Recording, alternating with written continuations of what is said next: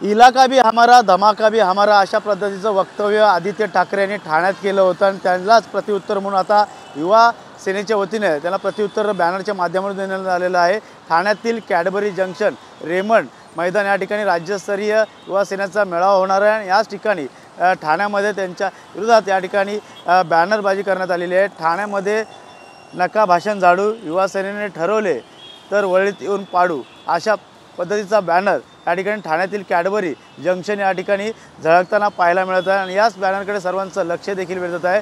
ठाण्यात 24 फेब्रुवारी सायंकाळी 4 वाजता रेमंड मैदान पोखरण रोड 1 या ठिकाणी मोठा युवा सेनेच्या वतीने राज्यस्तरीय मेळावा होणार आहे आणि याच युवा सेनेच्या वतीने आदित्य ठाकरे यांना पुन्हा आता चॅलेंज करण्यात आलेलं आहे। त्यामुळे ठाण्यामध्ये नका भाषण झाडू, युवा सेनेने ठरवले तर वळीत येऊन पाडू अशा पद्धतीचा बॅनर त्या ठिकाणी झळकताना पाहायला मिळत आहे। आदित्य ठाकरे यांनी ठाण्यात येऊन मुख्यमंत्री यांच्या संदर्भात मिमिक्री देखील करण्यात आली होती, त्यांच्यावरती अनेक आरोप टीका देखील करण्यात आले होते। मात्र मुख्यमंत्री एकनाथ शिंदे यांच्या टीकेनंतर टीका केल्यानंतर युवा सेनेने देखील आता त्यांच्यावरती या बॅनरच्या माध्यमातून या ठिकाणी त्यांना स्पष्ट भाषेत उत्तर देखील देण्यात आलेले आहे। त्यामुळे येणाऱ्या काळात शिवसेना शिंदे गट या ठाकरे गट आमने सामना आपल्याला पाहायला मिळणार आहे। त्यामुळे नक्कीच युवा सेनेच्या राज्यस्तरीय मेळाव्यामध्ये 36 जिल्ह्यातून सर्व पदाधिकारी असेल, कार्यकर्ते असेल हे ठाण्यातील कॅडबरी कंपनी या जवळ असणारं रेमंड मैदान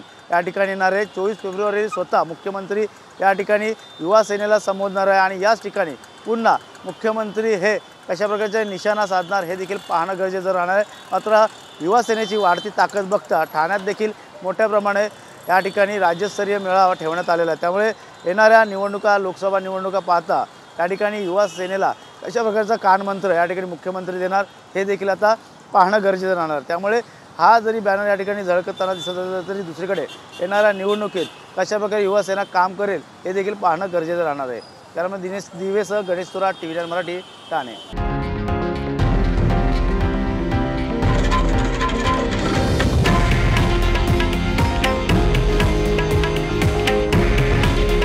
हे आहे देशातील नंबर 1 न्यूज नेटवर्क आणि आपण पाहत आहात TV9 मराठी। काळजी तुमची, हित महाराष्ट्राचं।